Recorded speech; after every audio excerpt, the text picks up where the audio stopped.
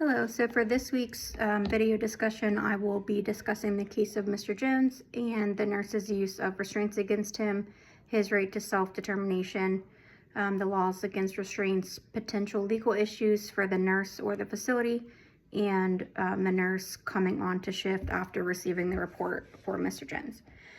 So, self-determination refers to a patient's right to make informed decisions about their own care and to be free from unwanted treatment or restrictions. Although healthcare providers do have an obligation to protect patients from harm, that responsibility does not override the rights of a competent adult who is capable of making decisions for themselves. Based off the scenario that was provided, Mr. Jones was alert, competent, and does not have a medical condition that would impair his judgment. So restraining him solely to prevent a fall would violate his autonomy and his dignity. The law provides guidance regarding the use of restraints in healthcare settings. Restraints should only be used when there's a legitimate safety concern, when less restrictive alternatives have been attempted, and when appropriate orders and documentation are in place. The CMS guideline states that you should check every 2 hours and sometimes up to every 15 minutes for more agitated patients. Using restraints for staff convenience or without a clear medical necessity is generally prohibited and may result in legal consequences, according to our textbook. As for whether the nurse or facility could be sued, I would say yes, especially the fact that he was competent and did not have any documented cases of mental health issues or anything like that.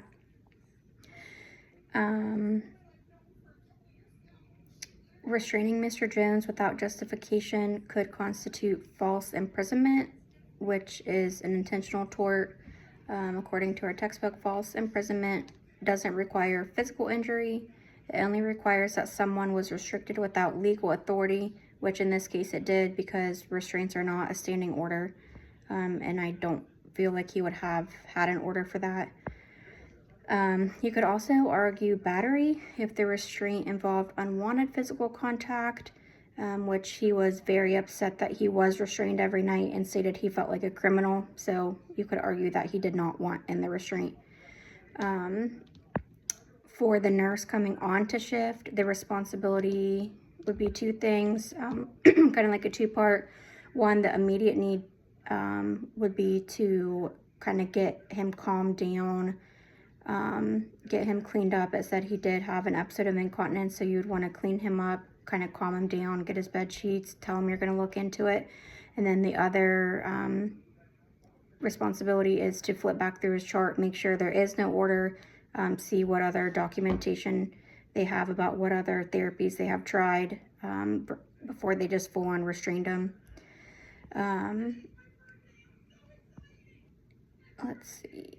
If the restraint is not justified, the nurse on shift would need to notify the nursing supervisor and then advocate for its removal. Additionally, document what they found in their assessment, the patient's statement, and all actions that were taken. According to the ANA, nurses have a professional obligation to protect patient rights and intervene when they observe practices that may be unsafe, unethical, or unlawful. So overall, I feel like this was just a good kind of scenario of what you need to do if you're ever in this situation. Just make sure that your documentation is in place, know the laws that can protect you. And then again, even if you were not the one who placed the restraint, if you still carried it over and did not do the appropriate checks, you yourself could be kind of in the way for litigation as well. Thank you. Bye-bye.